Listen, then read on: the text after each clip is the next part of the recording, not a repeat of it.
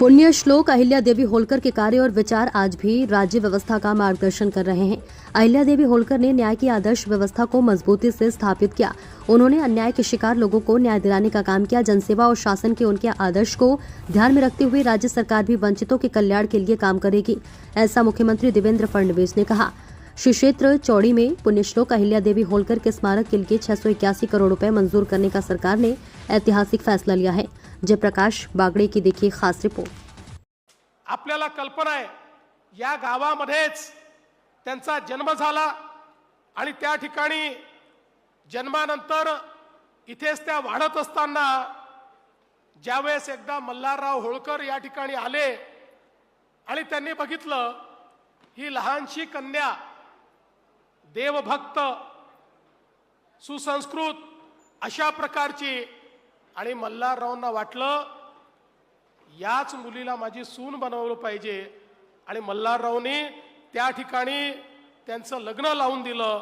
आपण विचार करा त्यावेळी त्या काळाच्या परंपरेप्रमाणे 7-8 वर्षाच्या केवळ अहिल्या देवी होत्या, पण त्यानंतर लग्नानंतर हळूहळू सर्व राजकारभारातलं जे काही शिकावं लागतं ते शिकण्याचं काम हे त्यांनी केलं। सुरुवातीला सासूबाईंकडनं सासऱ्यांकडनं त्या ठिकाणी खऱ्या अर्थानं प्रत्येक गोष्ट त्यांनी त्या ठिकाणी शिकून घेतली। किती संकट आली बघा। मगाशी सांगितलं की पतीच्या निधनानंतर आदरणीय मल्हारराव होळकरांनी त्यांना सांगितलं की तुला प्रजेची काळजी घ्यावी लागेल, पण संकट किती यावीत, सासरे सासू पती मुलगा मुलगी जावई असे एका पाठोपाठ एक सोडून गेले।